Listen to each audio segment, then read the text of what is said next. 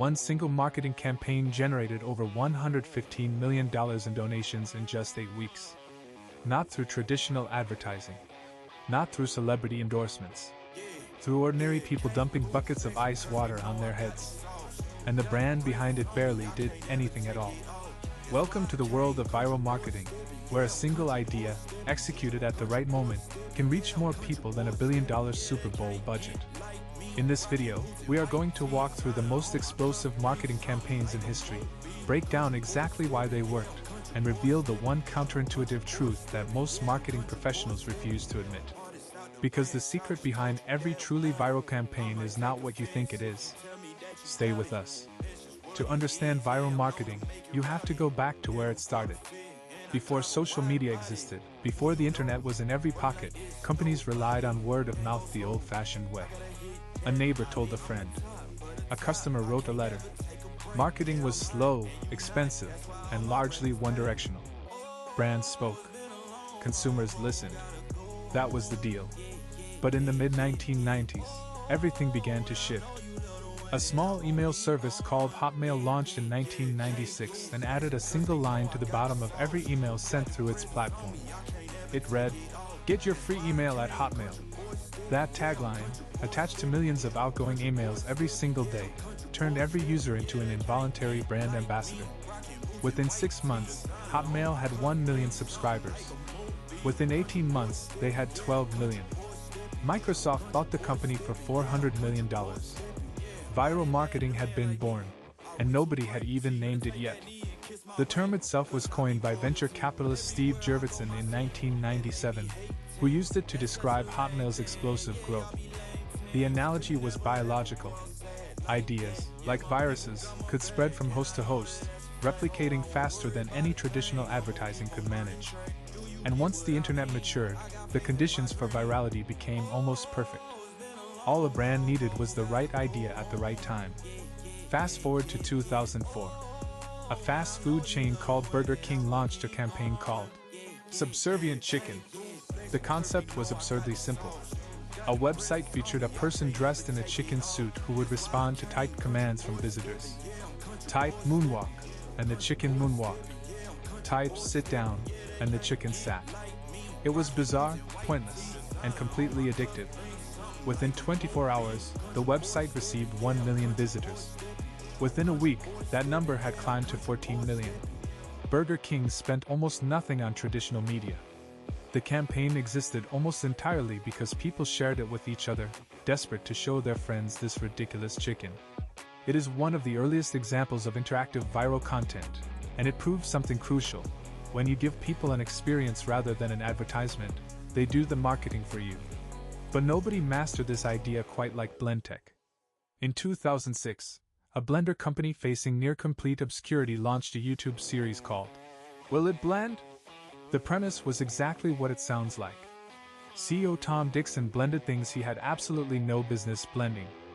iPhones, golf balls, glow sticks, action figures. The videos cost $50 each to produce. Within 5 days of launching, the videos had been viewed 6 million times. Blendtec's retail sales increased by 700% within 3 years. 700%. From $50 videos of a man in a lab coat destroying consumer electronics. The campaign ran for years and the channel accumulated hundreds of millions of views. It was proof that authenticity, humor, and genuine curiosity could outperform any Hollywood-produced commercial. Now here is where things get really interesting. Because the campaigns we have covered so far succeeded because they were entertaining. But some of the most viral campaigns in history succeeded because they made people feel something much deeper than amusement. In 2014, the ALS Ice Bucket Challenge swept the entire planet. If you were alive and online during August of that year, you remember it. The rules were simple.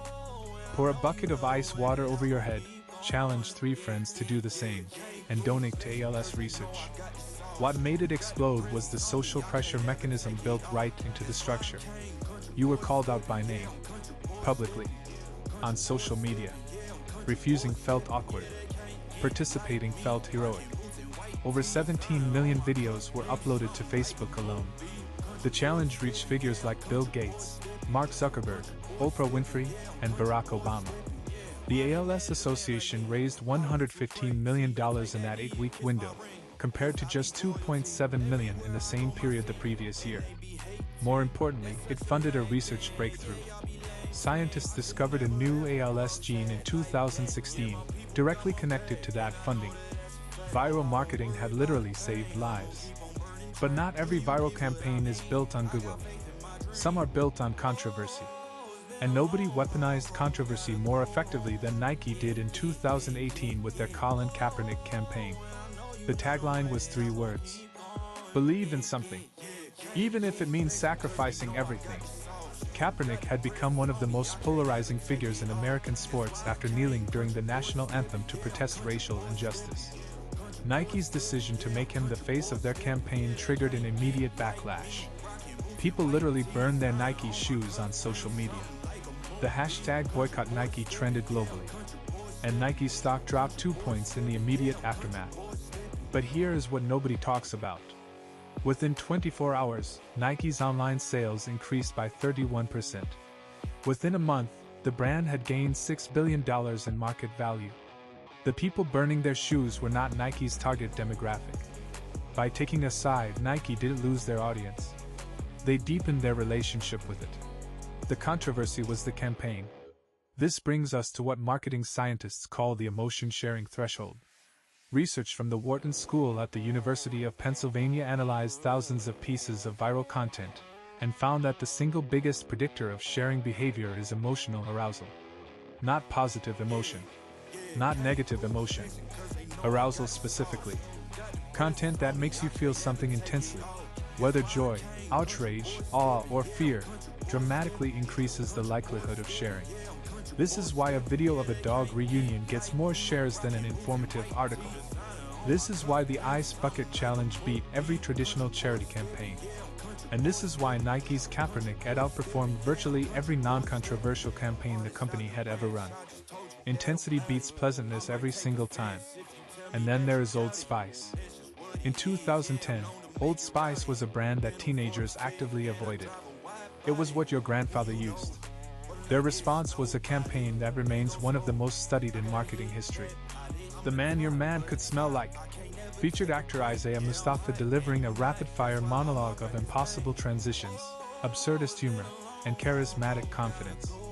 The first ad aired during the Super Bowl and immediately broke the internet.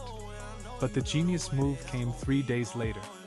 Old Spice responded to individual tweets, Facebook comments, and YouTube replies with personalized video responses, filmed in real time.